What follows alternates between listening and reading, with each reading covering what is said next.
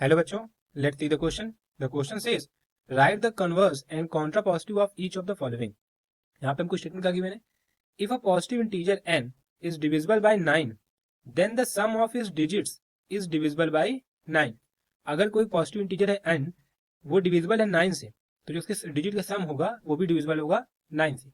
तो first of all हम समझ लेते हैं इस क्वेश्चन के अंदर कि हम क्या की कंसेप्ट यूज करने वाले हैं. What will be the key concept for this question. तो इस क्वेश्चन को सॉल्व करने के लिए हमें पता होना चाहिए कि अगर कोई स्टेटमेंट हमको गिवन है, let's say if p then q. यहाँ पे हमारा इफ को एक स्टेटमेंट है और q एक स्टेटमेंट है.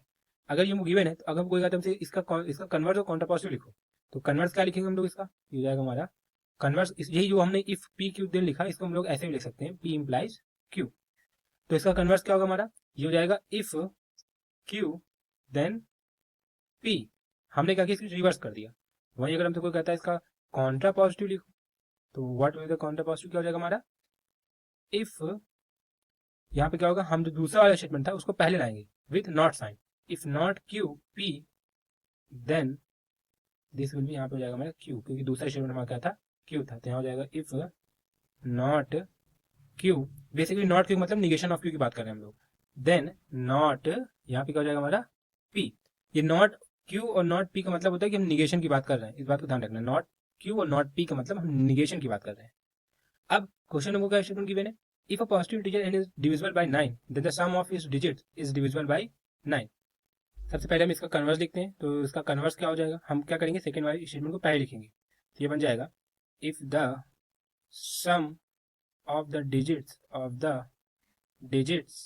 अ digit of a positive integer n, ये हो जाएगा of a positive integer n is divisible by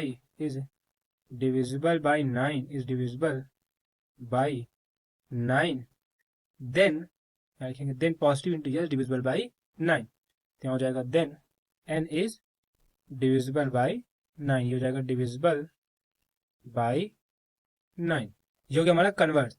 अब अगर हमसे कोई कहता है इसका काउंटर पॉजिटिव लिखो, तो क्या होगा, what will be the counter. अब काउंटर पॉजिटिव वाले में क्या करेंगे हम लोग, सिंपली यहाँ पे नॉट का यूज कर लेंगे. तो यहाँ पे हमने ऊपर लिखा है the sum of the digit of a positive integer n is divisible by 9. तो यहाँ लिखते हैं हम लोग इज नॉट डिविजिबल बाय 9. उसके बाद then n is divisible by 9, then n is not divisible by 9. तो इसको हम लोग एज इट लिखेंगे, बस नॉट का यूज कर लेंगे.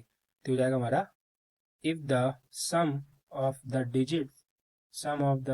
Digits of a positive integer, हो जाएगा हमारा positive integer n is not divisible by 9, is not, यहाँ हो जाएगा हमारा divisible by 9, then n is not divisible